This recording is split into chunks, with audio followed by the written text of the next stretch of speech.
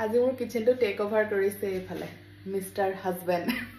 কি বনাইছা টলক মাছ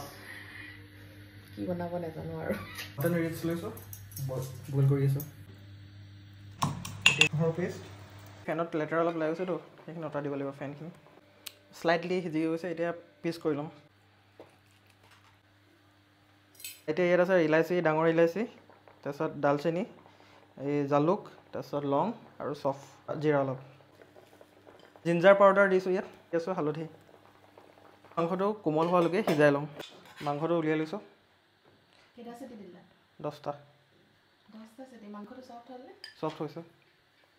এতিয়া দিম হোমমেড ঘি ট্ৰাই কৰিছোঁ যদি ভাল হয় আকৌ বনাম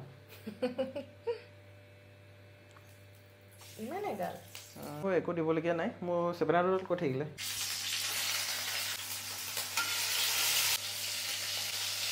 টেবাক মাছটো আচলতে কাশ্মীৰী ৱাজৱানৰ এটা ডিছ হয় আমি কাশ্মীৰ যাওঁতে খাইছিলোঁ ৱাজৱানৰ লগত দিয়ে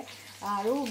কাশ্মীৰী বিয়াবোৰত দিয়ে নেকি খাবলৈ বহুত টেষ্টি হয় সেইটো বনোৱাৰ আজি ফিডত মানে ভিডিঅ' এটা আহি গ'ল ৱাজৱান বনোৱা কোনোবা কাশ্মীৰী মানুহে বনাইছিলে তাত কিনে খাম বোলে আজি তো লৈ আহিছেগৈ এইফালে দেখিছোঁ বনাই আছোঁ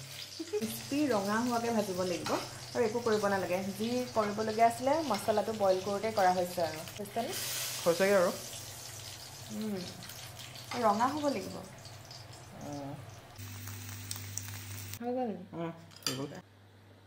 টেষ্ট কৰি কোৱা কেনেকুৱা হৈছে ভাল কেনেকুৱা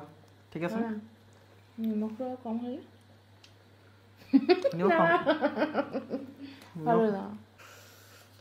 সিজিছে শুনিবা ন টেষ্টটো তুমি খাই ন আৰু তাত খোৱা নাছিলোঁ